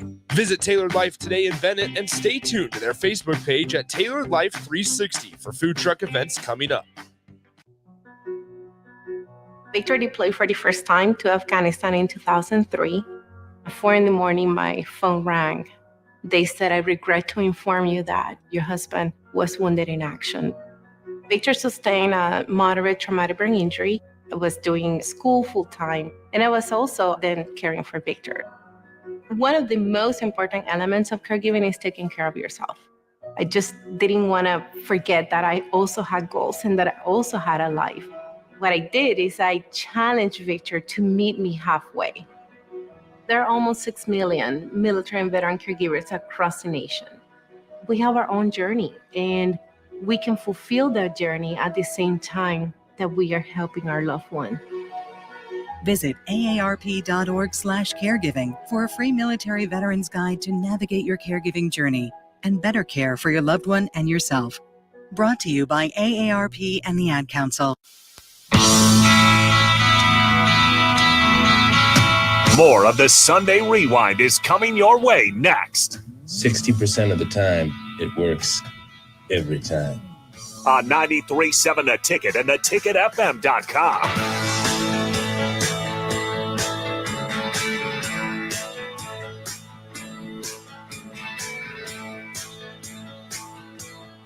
Welcome back, Husker Rewind. Tom Stevens and Mike Melby in studio on until 7 o'clock, until the finish line goes on the air. Brand new show here on The Ticket with Mike Melby.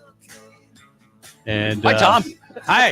So he just stays an extra hour. He doesn't go home and then come back. No, he stays for another hour from 7 until 8 o'clock. Yeah, Rebecca and I talk. We started last week, and we just kind of gave a little bit of background on both of us. I'm more of a dirt track person.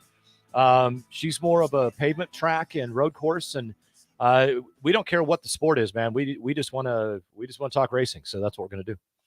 We are efforting Brian Munson of HuskerOnline.com. Want to talk to him about Keelan Smith and other recruiting topics. I was going to kick it off, and maybe I'll just kick it off with you, Mike, if Brian's not going to be with us. We were all very hopeful that Dylan Raiola would be the next quarterback at Nebraska. And in recent weeks, it seems less and less likely after the recruiting trips to both USC and Georgia. Nebraska, of course, very hopeful because Dominic Raiola played here. He was a Hall of Famer. His uncle coaches here right now, the offensive line coach at Nebraska. So we thought, with Donovan here and Dominic being his dad, that Nebraska had a very good chance. And then at times it felt like Nebraska was becoming a lock to land Dylan Raiola. And now it feels less like that. Well, and if I remember right, Mitch Sherman kind of made a tweet, a comment the week or two before Raiola was in town with the big event for the 2024 guys back in March. And he said he thought before that event, before March 24th or whatever it was, that Raiola would commit to Nebraska. Yeah. And something changed. I don't know if it was that weekend or shortly after that weekend, but all of a sudden he canceled his visit for the spring game. He canceled a visit to USC. And the only official visit he's got is to Athens and to go see Kirby Smart. And I don't know. I think one guy that I may have more insight, I guarantee you has more insight than I do, is Brian Munson. Well, let's ask him a question about it to Brian Munson of HuskerOnline.com on the On3 network. How are you doing, Brian? I'm doing great, guys. How are you? Good. We want to talk to you about Dylan Raiola. You've been talking about it, or actually writing about it, that it seems less and less likely and that Nebraska might be parting ways or moving on from Dylan Raiola. Does it feel that way right now? I think Nebraska is still, obviously, they're going to keep recruiting him until he tells them no, until he goes and commits to Georgia or whomever, but I think Nebraska is at least opening some things up. You've got the McClellan quarterback down in Alabama. He's going to come in for a visit in June, not an official visit, does not have an offer. That's a player that Nebraska Coach Satterfield was connected to when he was at South Carolina. And I think you're going to just hear some other quarterback names maybe casually kind of start popping up here a little bit. But yeah, I think Nebraska, at least at this point right now, they're realizing, I think, strategically where they sit. I mean, if they're all in on a guy that's waiting, and the inevitable is coming, that he's going to go play in the SEC, the room is very, very different now than what it was 2 months ago. 2 months ago, could you have maybe seen a Torres or one other guy, leave and potentially you don't feel like you need to go grab somebody? Yeah, that would have been a possibility. You lost half your room. You lost 3 of your 6 scholarship quarterbacks. So there is a necessity now. You have to get a 2024 guy. You may have a little bit of that kind of feel like with Torres when he was, they brought him in. They thought the room was really good. You might be able to take a chance on a guy. You might have that kind of feel about stuff. But I think you do definitely need a quarterback in this class now. It's gone from maybe a luxury that, you don't necessarily need to a necessity. Brian Munson from Husker Online joining us here on 93.7 The Ticket on Husker Rewind. Brian, what about Logan Smothers? We've heard that the door is still open. If he were to not find something else and he were to elect to come back, does he fit into that quarterback room, or does he maybe fit into situational Wildcat stuff in another position? Yeah. Well, I think I think the second part to that question is absolutely. It's just, what does Logan Smothers want to do? This was like the absolute worst timing to have such a serious shoulder surgery, shoulder injury that drove surgery like what Smothers had. You get that change in the head coach, you get a change in the offense. Now you're sitting there staring on the sideline, and it was a full tear. I mean, there's definitely some things that are going to keep him out of throwing or in really being fully cleared for contact for some time. So, you're kind of limited now to what you can really do. If he were to leave and go someplace, when could you actually, work into a situation where you're throwing with guys in the summer during 7-on-7? Is it in July? It's one of those things that's like where you've really got to figure out like what you're up against if it came to leaving, going someplace else, maybe considering, like you said, some different role for some amount of time. I mean, he could even pull that off at Nebraska as well, but I think that there would be a role there in Nebraska. I think that he would have that opportunity to kind of do some other things. I know that he's a well-respected guy. He's obviously one of very few guys that had, real playing time and starts in that room, prior to the spring. So it's going to be interesting to see what kind of happens there. But the way that kind of went from I'm going to the portal to hey, I'm graduating in a month and I've got 2 years to play too, it definitely seemed to go from about a 5 to a 10. So we'll see if that was more of a salesmanship kind of situation out there to everybody else to try to promote himself, or if he's really, trying to get out of there and go find a starting job. He's Brian Munson of HuskerOnline.com. Casey Thompson obviously moves on to FAU. Nebraska, their clear-cut choice at quarterback seems to be Jeff Sims. Then you've got Chubba Purdy, and you've got Heinrich Haarberg. More obvious that to you that Nebraska sticks with what they've got, or they try to get a backup quarterback through the portal? That's a great point. I mean, I don't know if they're really. They certainly could turn back around and say, you know what, we could go ahead now and do another portal guy. I think the option's open. I think that they're evaluating. They should be evaluating all the possibilities, as opposed to, maybe making a stretch on a guy that's a 2024 guy and just saying we need to get a guy in the class.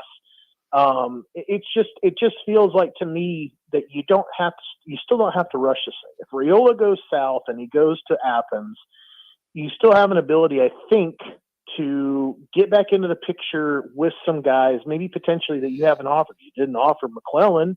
Now McClellan, after showing, really quick interest, you got him you got him scheduled to come in for an unofficial visit, basically. I mean, could you then turn back around, fan out, find 3 guys, redevelop a board, redevelop a relationship, start pulling guys in during the month of June? I think that that's absolutely a possibility. But to your point, I think I'd keep my eyes in the portal. I think I'd want to make sure that, I wasn't missing something. Guys that, that are there, they're not all like Smothers. They're not all like, Casey Thompson. There's other Jeff Sims that are out there. There's guys up there with multiple years of basically remaining, time that they can have to play someplace else. So I think that that's something that Nebraska has to consider as an option. They have a room that just needs a little bit more help. Somebody else there, more of a stopgap. I think to your point, I think Nebraska has shoved all their chips in. They're in on Sims, but I think after that, you had a limited view of Purdy, but seemed to be a guy last year that, got dinged up, maybe wasn't all that cool under pressure. And then Haarberg has shown from time to time that, he's got a big arm. He's a great athlete, doesn't have any real game snaps. So I think that you're looking for another way to kind of take some more pressure off that room. Brian Munson of Husker Online joining us here on 93.7 The Ticket, theticketfm.com.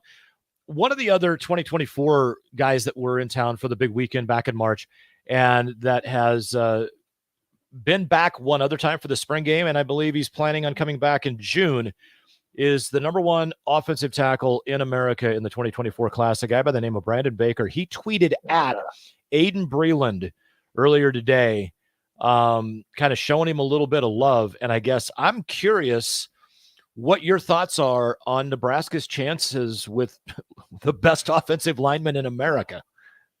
I tell you what, got a chance to meet Baker and Breland. I think Nebraska has a real chance with Baker, number 1. Let's go ahead and get that out of the way. I think he really likes what Nebraska has to say. I think obviously it's a family that's been through the process before. He had a brother that played at Oregon. He has a real connection with the coaching staff. He will be very quick to tell you about it and how comfortable he feels in Lincoln because of the coaches. And Breland, I tell you what, that was a real fun kid to get a chance to talk to. Just probably one of the most quotable recruits that I have ever talked to. I mean, talk about a team though. You get the number 1 offensive tackle, number 1 running back, Nate Frazier, who obviously visited Nebraska too. I think he'll come back for an official visit. And then Aiden Breland's like the number 5 defensive tackle in the country. If you can find 4 or 5 guys better at defensive line than Aiden Breland, I'll tell you what, I'll buy you lunch, because that dude is special. Quite a team out there. Nebraska's definitely doing a bang-up job. Offered their to-be freshman quarterback out there as well. But I think Baker comes back for an official. I think that they can get Breland to come back. I'm not as confident on that one. And I do feel like Nebraska will get a visit from Frazier. Nebraska picked up a legacy commit over the weekend, Keelan Smith, the sixth commit of the class, kind of a hybrid. Maybe he's an offensive guy. Maybe he's a defensive guy. Of course, the son of the All-American Neil Smith, who played at Nebraska and was a Hall of Famer, did well in the NFL as well. What's Nebraska going to do with Keelan Smith, offense or defense? I think it's up for debate, but I think that the biggest determining factor is, you look at him now, he's 6'3", he's 210, he's on the cusp of, really kind of developing out of that wide receiver role. Does that mean that you're automatically a tight end? I don't think so. I think that Nebraska wants to keep this thing as wide open as possible. I think they've got visions of, of dad over there and being a sack king and coming back and playing over there and really surpassing dad's legacy as a defender a little bit. I think you're going to have some guys that are really fighting for him a little bit when it comes to, a guy like that in their room, as athletic as with his frame, being a legacy guy. I think that that's going to be a really interesting guy to come back and watch. But I could see him going anywhere from like kind of an H, tight end to a guy that would play kind of a jumbo X, and a wide receiver, or he could even be a guy that plays edge. And if he doesn't quite get that big, you could drop him off and play some outside linebacker if he was able to kind of do that and really that's a tougher position, I think, just because that playing in space, you've got to have a natural sense for it. So you're hoping at some point you get a chance to kind of take a look at some of that stuff. But I think Nebraska wants to keep things open with that athlete tag and look at both sides of the football once he gets to Lincoln. There you go. Thanks, Brian. Appreciate it. All right, guys. Have a good night. We'll talk to you soon. I was going to ask him about the best legacy recruit in the history of Nebraska. That's always a good conversation to have. Yeah. You want to have it? Sure. Best legacy commit or recruit. You can talk commits that maybe didn't work out because it's rare, right? If your dad's a Hall of Famer, you're probably even Dylan Raiola. What are the chances that Dylan becomes as good as his dad? If for him to match what his dad did in Nebraska, he's going to have to win a Maxwell or a Heisman. Yeah, So, I think we can have the text line chime in as well. Sauter Heyman text line 464-5685, same number on the Honda of Lincoln hotline. I think it's a good question. Best legacy ever in the history of Nebraska football. I might have to think about it as we go to break. I know I will. We'll handle that question coming out of the break. Next, it's Husker Rewind. Mike Melby, Tom Stevens, more after this. If you struggle with joint pain, there's good news. You don't need surgery to get back to full health. South Point Medical and Aesthetics offers breakthrough non-surgical options for treatment of moderate to severe joint pain. Our patients experience little to no downtime from our procedures, and the results are remarkable. They've had 14 years of successful treatments with patients from 35 states because of an effective word-of-mouth traffic. Learn more about how you can get lasting results for joint pain today at southpointmedical.com or call 402-323-8400. Action Plumbing, Heating, Air, and Electric is the call I make when I have a need for plumbing services. Whether it's for my home or office, if I need a repair to a water heater, softener, or even my garbage disposal, I know I can count on Action to help. In one simple call, their amazing customer service team promptly schedules a service call, often getting to my needs within a day. Action delivers honest quality services we can count on. To learn more, visit actionlincoln.com. NASCAR is known for fast cars, roaring action, and big bucks. The Nebraska Lottery's NASCAR Powerball Playoff promotion features all three, especially the bucks. Until May 30th, buy a Powerball ticket with Power Play or Double Play, enter the voucher number, and you could be one of 15 winners of $1,000 and the chance to win a VIP trip to the NASCAR Cup Series Championship Weekend. Enter today. Powerball top prize odds 1 in 292 million. This Mother's Day, prepare an incredible meal for her without all the dishes with the Venue Mother's Day to-go meals. Prepared fresh in-house by our chefs, these meals are ready to heat and eat with packages for 2 to 4 people or 6 to 8. And your choice of juicy beef tenderloin, herb roasted chicken, pork tenderloin, or our famous 6-pepper crusted prime rib. All meal packages come with sides, and we have many add-ons available to complete your feast. Order today at venuedelivered.com/Mother's Day. That's venuedelivered.com/Mother's Day. Bagels and Joe is the perfect place for breakfast or lunch in May. Try their pesto cream cheese on any breakfast sandwich. And try the Karma Latte, as 10% of proceeds from that drink will go to the Teammates Mentoring Program. 4 locations in Lincoln and 1 in Seward. Bagels and Joe. Too many people believe that chronic pain, allergies, or illness are permanent and something you're stuck with. Novotny Nutrition and Wellness has been proving that narrative wrong for 29 years and changing lives for the better in the process. Their team is trained in the newest, most advanced pain-relieving techniques and ways to deal with toxins, allergies, pollution, and emotion that make you ill. Call today for a free consultation at 531-254-5695 or go to novotnynutritionandwellness.com. Novotny Nutrition and Wellness, located at 7th and Superior. Nebco is hiring CDL drivers for Ready Mix Concrete, Husker Concrete, and Beatrice Concrete. Nebco offers great pay, medical, and retirement benefits, paid time off, and we pay for CDL training. Apply today to earn an average total compensation of $50,000 to $60,000 your first year driving. From Nebco's beginnings in 1908, it's the employees that have formed the company's solid foundation. Start your career today. Visit nebcoinc.com. That's NEBCOINC.com. This is former Husker and NFL veteran Jay Foreman. Some kids worry about making the team. Others worry about where they'll sleep at night. In Lincoln, over 3,000 kids are at risk of homelessness. A gift to Cedars makes an immediate impact on Lincoln kids. And on Give to Lincoln Day on Wednesday, May 24th, your gift goes even further. Go to givelincoln.com to make your gift to Cedars and support Lincoln's kids today.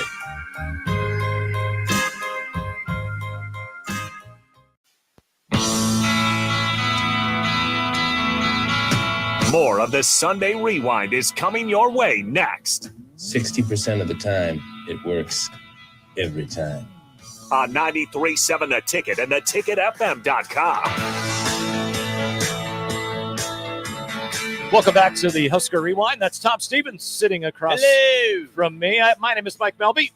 We have hosted the Husker Rewind now for, it's not 52 weeks because we took a few weeks off around Christmas and Easter and stuff, but this is 1 year ago this Sunday, today, you and I went on the air and said, hi, I'm Mike, you're Tom, and this is Husker Rewind. We hope you enjoy it. Who knew that it would last this long? I didn't think it would.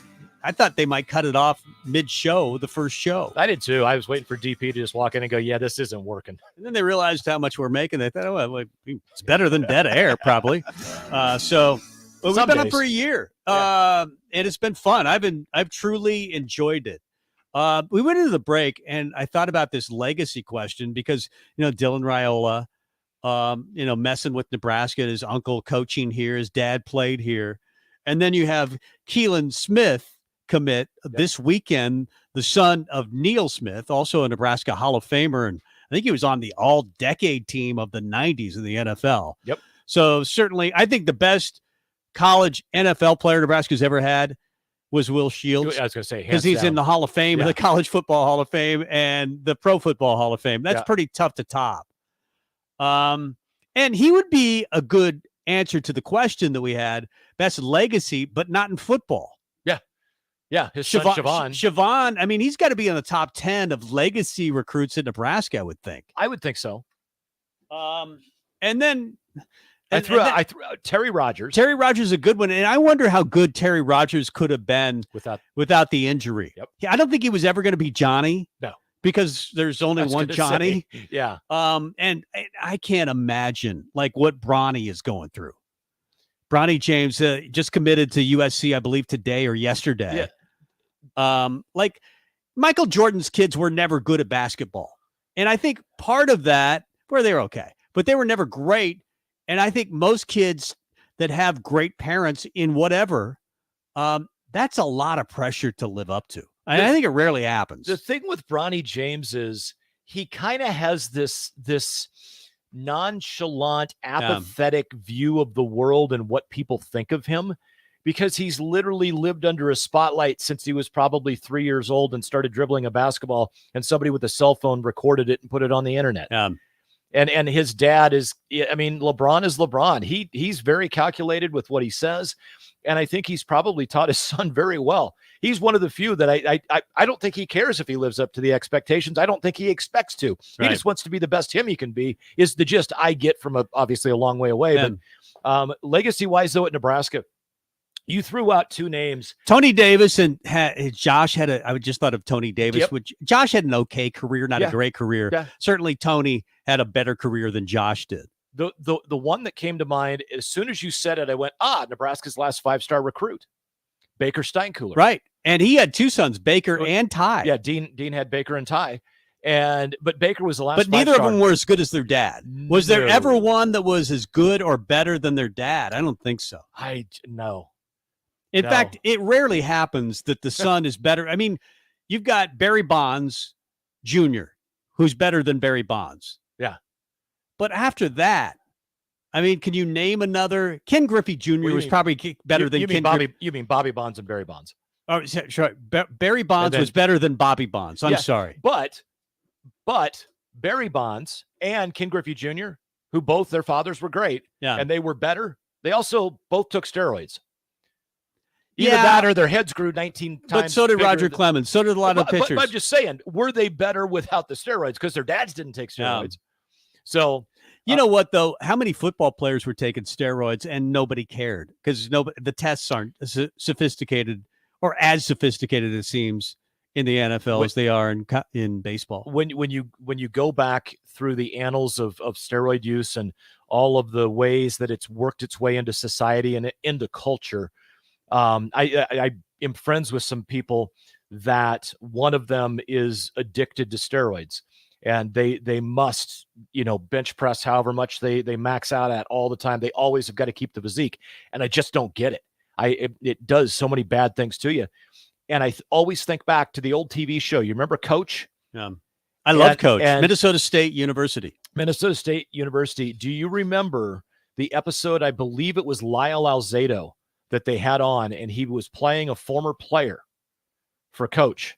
And you're stretching my memory there. But it was an episode, and he came in, and they were talking about steroid use, and he had real life steroid issues, and he had brain cancer, and it was from steroids, and they were talking about it, and Craig T. Nelson, his coach character is talking to the older guy that was always kind of the jovial assistant coach. And it was this really serious moment in that show talking about what did we do to these guys? Like, I didn't know this was bad. And it was kind of one of those where one of the first times when steroids became prevalent in society that they were understood that they're bad for you, et cetera. And it started being banned by the NFL and by, college football, et cetera. That one episode, for whatever reason, I always remember that episode and just the look, the way Craig T. Nelson played that, the look on his face. And I imagine other coaches that had someone finally come and tell them, hey, that stuff we were doing that made our guys bigger and stronger and faster, it's not good for them. And it's not. It can cause long-term damage. And I mean, it could be really bad. And I just thought it was played so well. And it was kind of a moving episode, obviously, because I'm talking about it 35 years later. Well, there you go. I remember having that conversation when McGuire and Bonds were going through the home run chase. And you knew steroids were a big part of that discussion. Did I care? I was like, I'm so entertained. I don't ever want this thing to end. And Sosa and McGuire went through the same thing, I think, or Sosa and Bonds went through the same home run chase. And it was fantastic. And I really didn't care that either of them were doing steroids, but I do care that, that it affects lives, certainly. But I felt like it those two eras, the early era of baseball where steroids were not there, would those guys have taken it? Absolutely, if it were available. But how do I feel about the records that are set with guys that are taking steroids?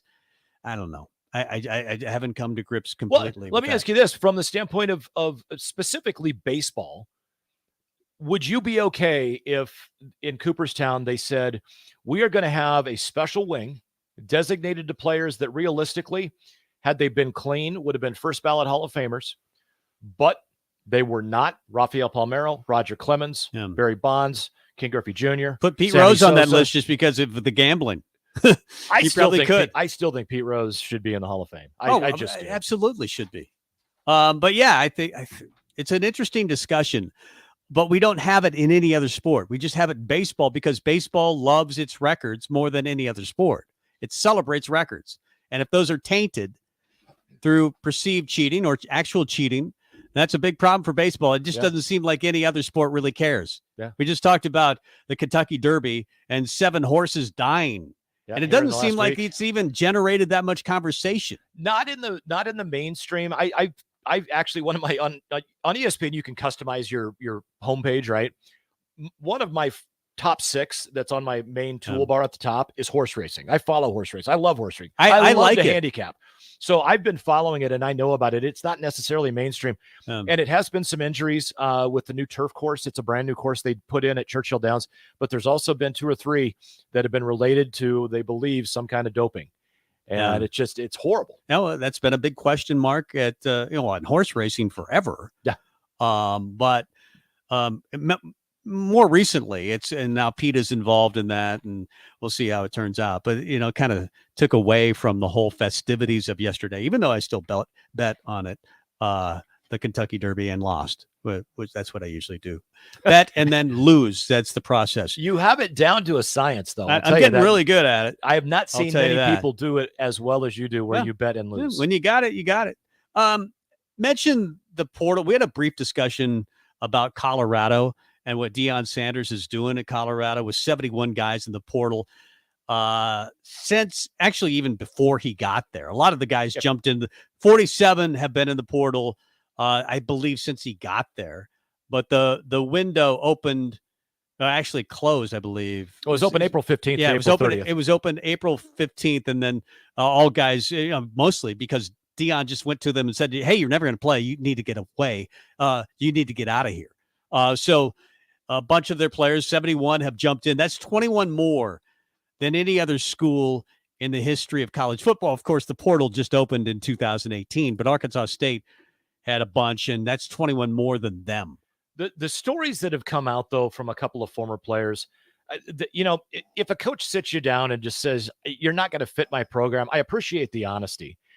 But for him to do it, realistically, I mean, that he probably did due diligence, but I kind of question it, because if you really did, you mean to tell me that of a team with 85 scholarship guys, you're literally telling 71 of them to go away because they went 1-11 last year? You kind of did. You're not gonna put any of that on the coaching staff. You don't see any talent there at a Power 5 school. I that part of it I don't get, but the stories coming out about spring football and how cliquish it was, and how it was new guys and old guys, and how old guys would make the exact same mistake that a new guy just made, and the new guy got a pat on the butt. You'll do better next time. And the old guy made the same mistake and got ripped up one side and down the other ad nauseum. Yeah. Wasn't it that Deion, when he got there, said that similar to Matt Rule, that nobody 1 through 10 or 1 through 9 can have a number. You've got to earn it, except for my son gets to keep his number from my previous school at Jacksonville State. Yeah. I mean, that seemed really weird that he would do that. But he has made no bones, at least, and his athletic director came out, I believe, yesterday in support of Deion and all the guys leaving, saying, hey, he was honest about, telling him, you got to leave. You're terrible. And then the athletic director went on to say that he can't make anyone leave, that if a guy wants to stay, that he can stay, and then they'll just take him off the football team, but he gets to keep his scholarship at least for a semester or two. Yeah, no, and there's what I think they said there's only 3 guys that did that. But I mean, bottom line, Nebraska's going to have to do that. Yeah, they're still over. We've been talking to guys. I've heard on this radio station this last week that they're not over anymore. That the decisions have already been made. It's just not public. So, or at least that's kind of the general consensus that's kind of what's already happened. At do you believe that? I kind of do. I mean, let's face it. There's one thing. I don't think Matt Rule is sitting there undecided on anybody. We've explained this right after before. The spring game. When you're a new coach at a university, so Deion can do this, Matt Rule can do this. Their first year at the university, the guys, they can get down to 85. They can just go to tell a guy, hey, you're not going to play. You're not going to make the team. You haven't made the team, but you'll get to keep your scholarship. As we just explained, Deion will do that. And I think Matt Rule will do that with how many more, but I think they're still over for like seven. Publicly, they are. They're 3 over right now. They have 88 on scholarship publicly right now. But like I said, I've heard guys that have been on this radio station this last week that they feel that it's just not public yet, but Nebraska is probably in good shape from the scholarship standpoint, assuming as well that they may take an extra guy or two in the portal over the course of the next several weeks or months. The portal really hasn't worked out for a lot of players. Since the numbers are astounding. It's crazy. When it opened in 2018, 4,076 went into the portal, like from 2018 to 2019. Until currently, I think it's 8,242. And a lot of those guys go in and you never see them again. It's like it's some portal where literally you're swallowed whole by the universe and you disappear and never show up at another university and you start living in your parents' basement. That's what happens. That's crazy. I mean, a lot of those guys just thought, hey, everybody's going to be calling me. Oh, yeah. And then they're, an hour into being at home on a Friday night, they're checking the phone. Is it working? Yeah. Is it still working? Tom, text me. I want to make sure I can get a text. My phone must not be working. I'm sure I would have had 1,000 calls from universities across America, and then it doesn't work out. I mean, if you're Casey Thompson, no problem. But if you're Jordan Smothers, that's more of a problem. Yeah. Big thanks to Crowbait off the Sutter Heyman text line. He pointed out that there is a severe thunderstorm watch in effect for Lancaster County until 1 a.m. I want to pass that along. Not only do we talk sports, we want to make sure you're aware of anything and everything that may affect your daily life. So there's some predictions out there. We're kind of right in that bubble of could be nasty outside tonight. Severe thunderstorms, wind, hail, outside shot at tornadoes as well. So keep an eye on radar, but also keep tuning in to the stream as well as right here on 93.7 The Ticket. In about 5 minutes, I'm going to stay here. Rebecca Pearson's going to join me for the finish line. We're going to talk all things racing for the next hour. We want to hear from race fans. We're going to talk about purse sizes, local and national. We're going to talk about NASCAR and whether Denny Hamlin pulled a cheap shot on Kyle Larson a while ago. Did he? He did. It was anyway. I'll listen on the way home. Yeah, I'll try not to cuss. We're going to cover all the winners from all the major series, all the local tracks as well on the finish line. It happens every Sunday night at 7 o'clock right here on 93.7 The Ticket. Tom, welcome back. Congrats on your championship yesterday, Thank you. too. I'd like to thank my partner, Eric Loftus, but mostly my swing, which was in groove yesterday. That was fun. I'll listen to the finish line on the way home. Awesome. Can't wait. It's coming up next. Bye-bye. Your home should not be a zoo to unwelcomed animals. Let the experts at Bats to Rats take care of those problems. Dan has been a leader in